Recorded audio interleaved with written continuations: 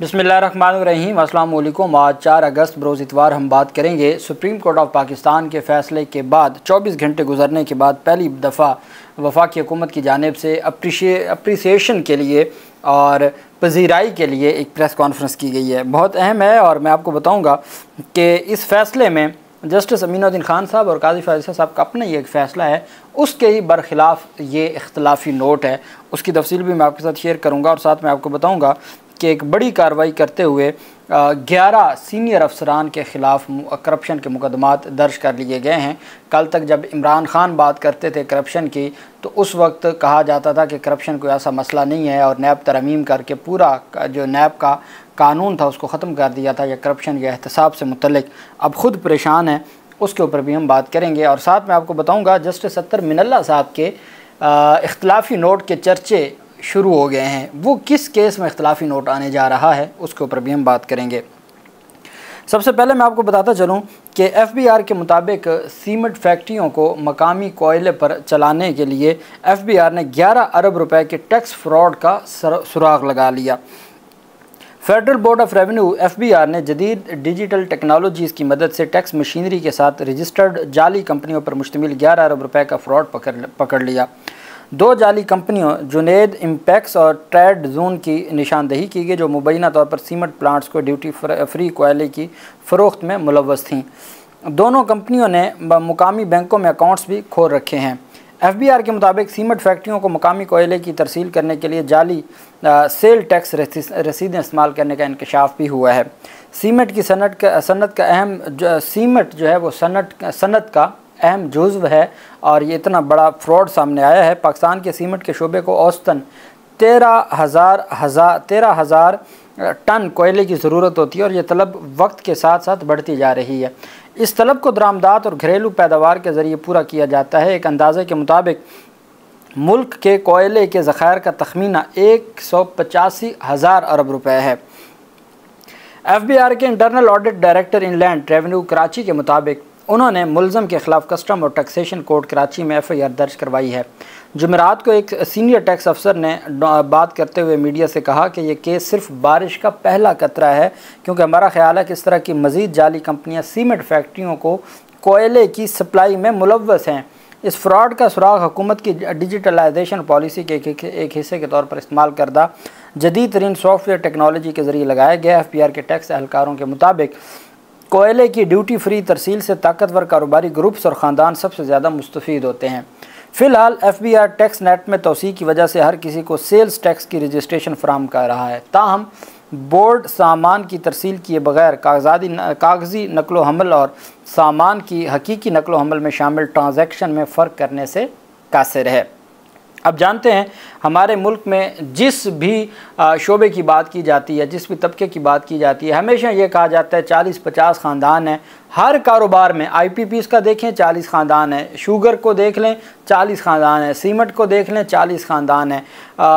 Smuggling की बात हम अगर करते हैं, अगर वो तेल की स्मगलिंग की या बाकी, तो उसमें भी सियासी लोग मुलव्वस हैं। तो ये एक पूरा का पूरा एक धंधा है और बदकिस्मती से इसके ऊपर कभी भी एक्शन नहीं लिया गया। अभी जो 2 दिन पहले ख़बर सामने आई है कि एक जर्मन शहरी है और वो पाकिस्तान के विज़िट पर है और उसने कैंप लगाया हुआ था लाहौर में एयरपोर्ट रोड पर, और वो कैंप में रह रहा था और उसको लूट लिया गया। और फिर वो वीडियो भी आपने देखी जिसमें वो रो रहा है। तो ये क्या दुनिया में हमारा क्या कल्चर जाएगा?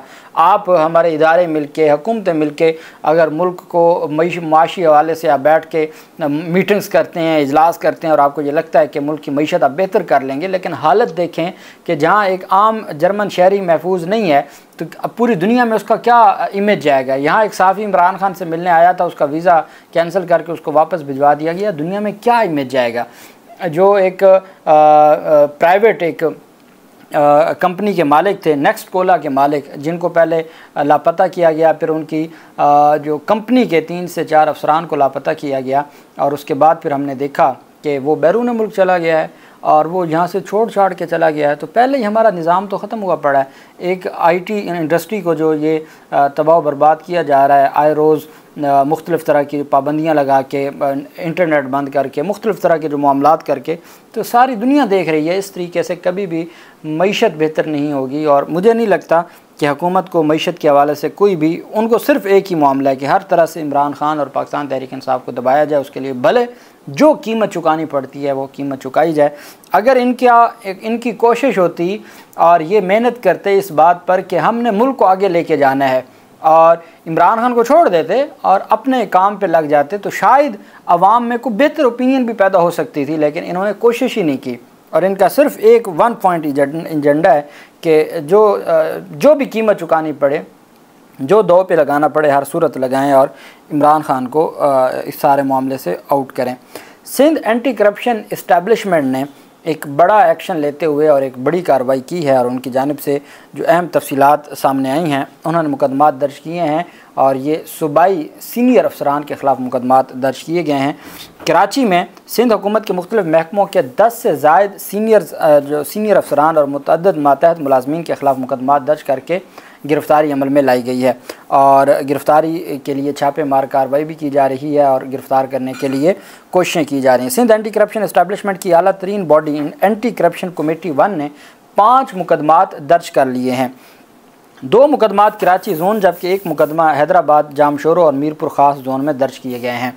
एंटी करप्शन कमेटी 1 की मंजूरी के बाद मुकदमात इंसदाद बदउनवानी कवानीन के तहत दर्ज किए गए हैं। मुकदमात board of revenue, universities and boards department, महकमा आबपाशी और महकमा तालीम के ग्रेड 17, 18 और 19 के सीनियर अफसरान के साथ साथ निचले दर्जे के मुलाजमीन के ख़िलाफ़ मुकदमात दर्ज किए गए हैं। मुकदमात बोर्ड ऑफ रेवेन्यू के असिस्टेंट कमिश्नर्स और Mukhtar car inspectors, board of intermediate and secondary education Mirpur ख़ास के साबिक कंट्रोलर और IT इंचार्ज, महकमा आबपाशी के सुपरिटेंडेंट और एग्जेक्टिव इंजीनियर्स के ख़िलाफ़ दर्ज किए गए हैं। ACC 1 के इजलास के दौरान 11 सूबाई महकमा में मुबैना करप्शन के 32 केसेस का जायज़ा लिया गया है। ज़राए के मुताबिक अफसरान पर अख्तियारात के नाजायज़ इस्तेमाल, सरकारी ख़जाने को माली नुकसान पहुँचाने और दीगर बदउनवानियों के इल्ज़ामात थे। एंटी करप्शन कमेटी 1 ने इन मामलात की तफसीली जायज़े के बाद 5 मुकदमा दर्ज करने और 16 ओपन इंक्वायरियों की मंजूरी दी थी। ओपन इंक्वायरियों के लिए मंजूर किए गए मामलात में बोर्ड ऑफ रेवेन्यू से मुतल्लिक 3 केसेस, महकमा तालीम के 2 केस, सिंध कोऑपरेटिव सोसाइटीज़ के 3 केसेस, यूनिवर्सिटीज़, बोर्ड्स और महकमा आबपाशी के एक केस इसमें शामिल हैं। पाकिस्तान तहरीक इंसाफ के सरबराह इमरान खान ने यह कहा था कि जब तक आप एहतसाब के कानून को गैर जानिबदार और मजबूत नहीं बनाएंगे, करप्शन आपके मुल्क को, अब आप अंदाज़ा लगाएं, एक कांस्टेबल से लेके एक अफसर तक तमाम के तमाम लोग करप्शन के बगैर काम ही नहीं होता। कहते हैं जी कि उनको जो सरकारी मुलाजमीन के बारे में अब ये कहा जाने लगा है कि जी वो जो सरकार से तनख्वाह लेते हैं वो तो वैसे ही मुनाफा है, काम करने के तो वो अलग से पैसे लेते हैं और ये हर जगह यही सूरत हाल है। और जब तक करप्शन से मुतल्लिक स्ट्रॉन्ग जो चीज़ें हैं वो सामने नहीं लाई जाएंगी, नहीं लगता कि ये हालात बेहतर हों। और यही वजह है कि इन्होंने अपने केसेस ख़त्म करवाने के लिए, जिनके ऊपर मनी लॉन्ड्रिंग के मुकदमात थे, फ़र्द जुर्म आयद होनी थी, उनको वज़ीर आज़म बना दिया गया, किसी को वज़ीर आला बना दिया गया, किसी को कोई ओहदा दे दिया गया, कोई सदर पाकिस्तान बन के बैठ गया। तो ये एक सिलसिला है और अब ये ख़ुद सर पकड़ के बैठे हैं कि इतना करप्शन ने पूरे के पूरे निज़ाम को ख़त्म कर दिया और पूरा का पूरा जो निज़ाम है वो करप्शन की वजह से तबाही के धाने पर है और अब इन्होंने अपना रोना पिटना शुरू कर दिया है। लेकिन अब क्या फ़ायदा जब आपने ख़ुद कवानीन अपने मफादात के लिए बनाएंगे। आप अगर करप्शन के ख़िलाफ़ कार्रवाई करेंगे तो आपको तो फिर ऐवान सदर और ऐवान वज़ीर आज़म से शुरू होना पड़ेगा, फिर जाके आप बाकी लोगों के ख़िलाफ़ कार्रवाई करेंगे। गंदम स्कैंडल है, इतना बड़ा स्कैंडल है, स्मगलिंग है तेल की और बाकी मामला, तो फिर कहाँ से आप किस किस को पकड़ेंगे। और आप किसी सूरत में ये कार्रवाई नहीं बढ़ा सकते, चूँकि जब मामला आगे बढ़ेगा तो बात फिर घरों तक पहुँचती है जो बड़े घर हैं। जबकि दूसरी तरफ मखसूस नशिस्तों से मुतल्लिक कल जस्टिस अमीनुद्दीन खान साहब और मुअज़्ज़ज़ जस्टिस नईम अख्तर अफ़गान साहब ने एक फ़ैसला दिया और उस फैसले को मद्देनज़र रखते हुए आज पहली प्रेस कॉन्फ्रेंस वफाकी हुकूमत की जानिब से सामने आई है। और या तो हो सकता है कि वफाकी हुकूमत कोई इसके उर्दू तर्जमा करवाती रही हो कि क्या इसका कोई इख्तलाफी नोट से कोई फ़ायदा होगा या नहीं होगा, और सब ने बताया होगा कि इख्तलाफी नोट होता है। और वो मैंने आपको बताया था कि जाली नोट और इख्तलाफी नोट की कोई हैसियत नहीं होती। तो इख्तलाफी नोट के हवाले से अब अता तारड़ ने कहा है कि मखसूस नशिस्तों का अदालती फ़ैसला आइन के आर्टिकल्स से बाहर जाकर लिखा गया है। लाहौर में प्रेस कॉन्फ्रेंस करते हुए उनका कहना था कि PTI ने मखसूस नशिस्तों से मुतल्लिक पेशावर हाई कोर्ट के फैसले पर सवालात उठाए थे। कल जब 2 जजेस का ये फ़ैसला आया तो किसी को इस पर हैरानी नहीं हुई, क्योंकि जो तफसीली फ़ैसला दिया गया सुप्रीम कोर्ट के 2 जजेस जस्टिस नईम अख्तर अफ़गान और जस्टिस अमीनुद्दीन खान की जानिब से मामूल यही है कि एक फ़ैसला सुनाने के 15 दिन के अंदर तफसीली फ़ैसला मंजर आम पर आ जाता है।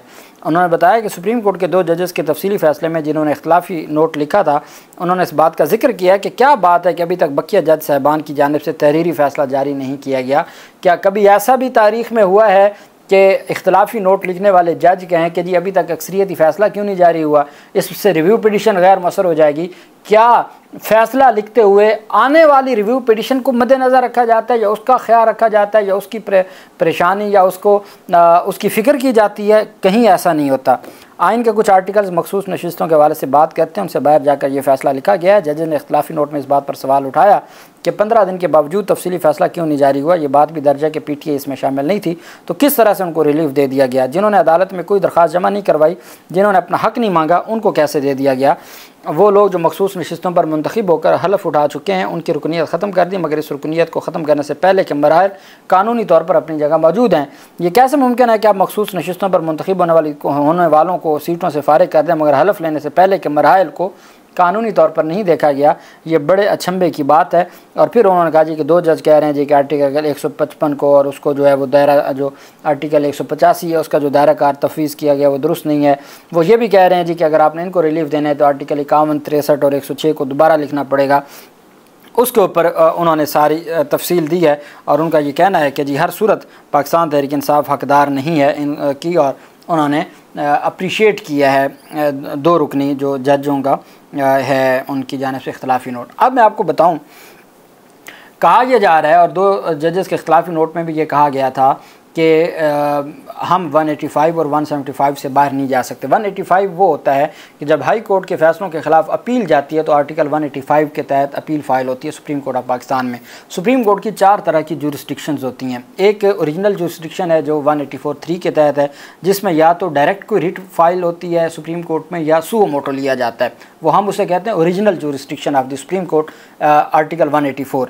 फिर आर्टिकल 185 है जिसमें अपीलेट जुरिस्डिक्शन है, जब हाई कोर्ट की अपीलें सुप्रीम कोर्ट में जाती हैं।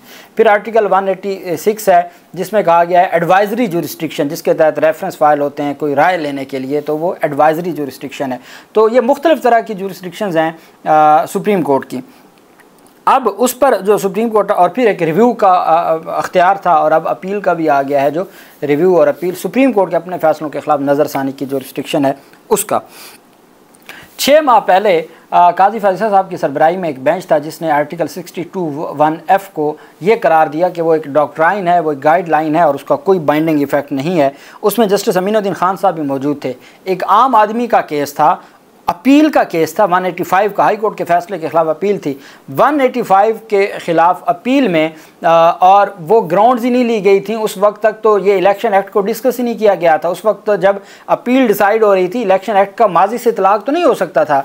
माजी से इतलाक़, माजी में किए गए पहले फ़ैसले, सुप्रीम कोर्ट ऑफ पाकिस्तान की एक जजमेंट है, अपील में बैठ के एक इंडिविजुअल के प्राइवेट केस में बैठ के आपने सुप्रीम कोर्ट के अपने फ़ैसले जो दूसरे केसेस में हैं उनको आपने किया है, ख़त्म किया है, और आपने उनको जो ताहजात नहली है उसको आपने ख़त्म कर दिया और आइन के आर्टिकल 62(1)(f) को एक तरह से सस्पेंड कर दिया है। अगर वहाँ आप एक अपील में, आम आदमी की अपील में, एक आम केस, प्राइवेट केस में बैठकर इतना कुछ कर सकते हैं, तो यहाँ आप कहते हैं जी कि आइन को नए सिरे से लिखने के मुतरादिफ है। तो मैं समझता हूँ कि आइन को नए सिरे से नहीं लिखा गया, बल्कि वही हुआ है जो आज से 6 माह पहले, और उस वक्त भी मंसूर अली शाह साहब आपके साथ थे क्योंकि आइन यही कहता था, और आज भी मंसूर अली शाह साहब आइन के साथ खड़े हैं।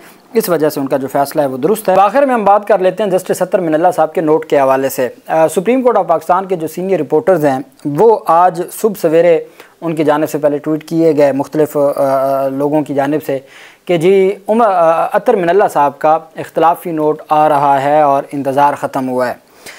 अब 2 केसेस हैं जिसके ऊपर इख्तलाफी नोट आना है अतर मिनल्ला साहब का। एक तो अभी हाल ही में काजी फैज़ ईसा साहब ने एक नोट लिखा और वो अक्सरियती फ़ैसले में नोट लिखा गया जिसमें कहा गया कि अतर मिनल्ला साहब ने इतने दिन हो गए हैं और उन्होंने वो फ़ैसला जजमेंट तहरीर करनी थी और तहरीर नहीं की गई और आइन के लिए ये दुरुस्त नहीं है और आइन के बरक्स है और इस तरह की बहुत सारी चीज़ें नाम लेके सारा कुछ लिखा गया था।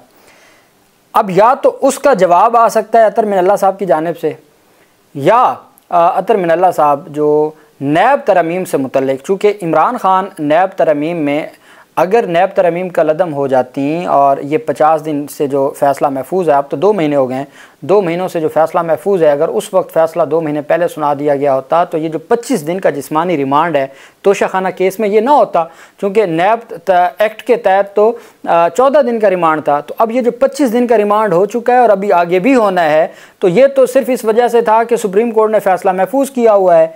तो हो सकता है कि चूँकि वहाँ उस एक आम केस पे तो काजी फैज़ ईसा साहब ने फरमा दिया आइन कानून का, लेकिन यहाँ जब 2 महीनों से ये फ़ैसला महफूज है और साबिक़ वज़ीर आज़म उसका खुमियाजा भुगत रहे हैं, भले इमरान ख़ान ने ये कहा कि आप नैब तरमीम को ना बचाएं, नैब तरमीम को कलअदम करार दें चूँकि ये मुल्क के ख़िलाफ़ है, भले मेरे केसेस में मुझे नुकसान होता है, मुझे कोई फ़िक्र नहीं है, वो तो अपनी जगह पर उन्होंने कह दिया था। लेकिन फिर भी जब आपने नैब तरमीम को बहाल ही करना है तो आप 2 महीने बाद जब बहाल करेंगे तो साबिक़ वज़ीर आज़म उसका खुमियाजा भुगत चुके होंगे।